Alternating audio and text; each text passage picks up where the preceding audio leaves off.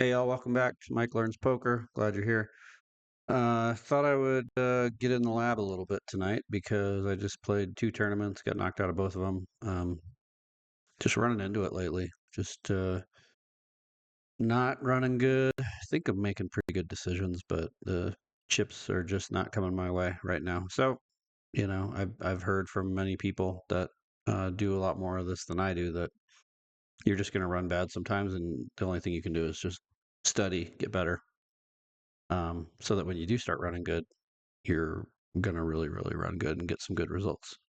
So I'm looking forward to that whenever that is, because it hasn't been any time in the recent past.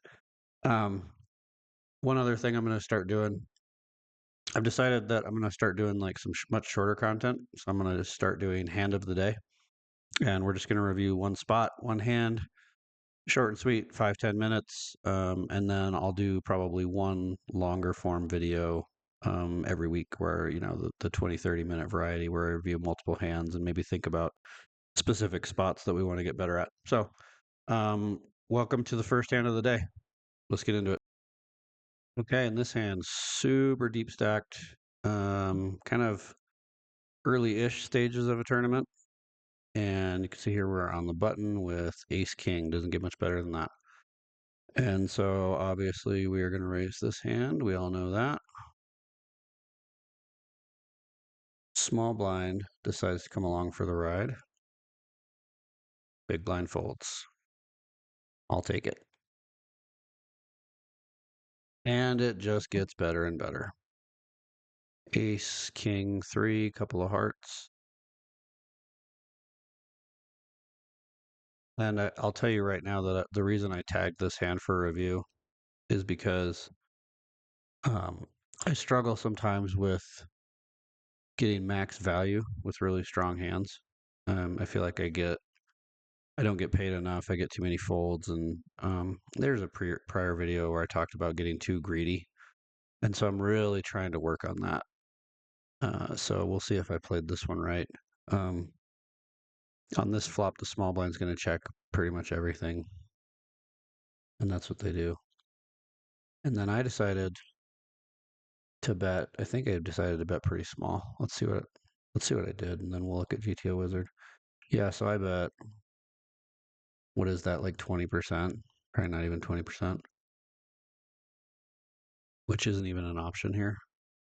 Uh, I'm actually supposed to bet huge. Look at this. Look at this. Pot or over pot. And the reason I didn't do that is because I want to make sure that I keep any worse hands in here, any worse aces, any worse or any kings, flush draws. I want them to stick around with flush draws. So I screwed that up. That's interesting. I wouldn't have expected a pot size bet there. Um, so I bet small. And then I get a raise, which is just like, yes, please. Yes, please. So at this point, I'm thinking probably flushes. I don't think they have two pair. Let's think about hands that beat us.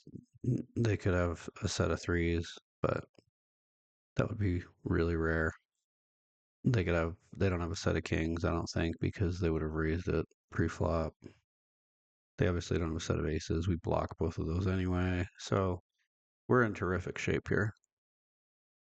Um, I elected to just call their raise.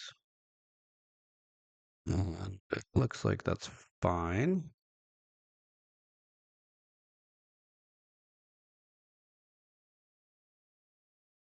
So now we've got what is in the pot? 20 bigs in the pot. I still have 82 bigs in my stack. And now 7 of diamonds comes off, which is Brick City. And now our friend decides to check after check raising the flop. Interesting. So at this point, I'm thinking to myself that I have the best hand, the vast majority of the time. And I'm going to keep going. So I bet GTO wants me to bet small. Let's see what I did. I went a little over half pot, which I guess is fine.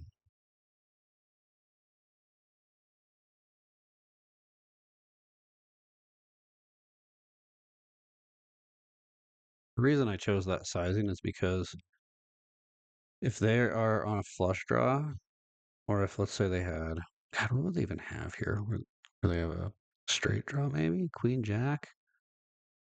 Anyway, if they're on a flush draw, I don't want to give them too good of a price to chase their heart, but I want to give them good enough price that they might consider it. Um, I don't want to make it a slam dunk call to chase a flush. I want to price them so that I'm getting paid more than their odds. Their odds are 9 hearts remaining in the deck times 2, 18%. So I want to make sure they're getting less than 18%. I think they're getting, what is that, 3 to 1? Something like that. Somebody check my math. I don't know if I did that right. I think so. Oh, it says it right here. 2.5 to 1. Yeah. Um, they call again. I'm praying not, no heart, no heart. It is not a heart, it is a jack. So now we lose to Queen 10, and they don't have Queen 10. I don't think they ever have Queen 10. Never say never. They check. And now I'm thinking I definitely have the best hand, and I want to target. This is something I'm trying to get better at as well, is thinking about hands that I want to target. So, like in this case, I want to get paid by a worse ace. Ace, jack, ace, queen, ace 10. Maybe some kings, but I mean, they really shouldn't be calling with kings. Um, but that's kind of those are the hands that I want to get called by. So I'm gonna try and bet the size that will get that to happen. I don't know if that's the right way to think of this or not. But I went, what is that? 2/3 pot. Let's see what GTO Wizard wanted me to do. Yeah, it wanted me to rip it. Look at this. It wanted me to go all in for 160% of the pot or 85%. So now I'm not being greedy enough, I guess. I was too greedy before in prior videos. Now I'm not being greedy enough. Anyway, they actually called with what I thought was a ridiculous hand, King Queen. So I guess they just figured they wanted me to be bluffing is what happened. They wanted me to be bluffing. Sorry, no, ship it.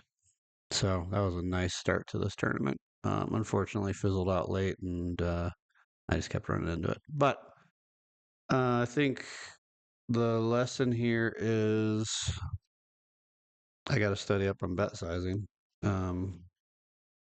because I was surprised by the bet sizing on the flop. I was very surprised by the bet sizing I'm supposed to use on the river as well. So, more studying to come. All right, y'all. Thanks for stopping by. See you later.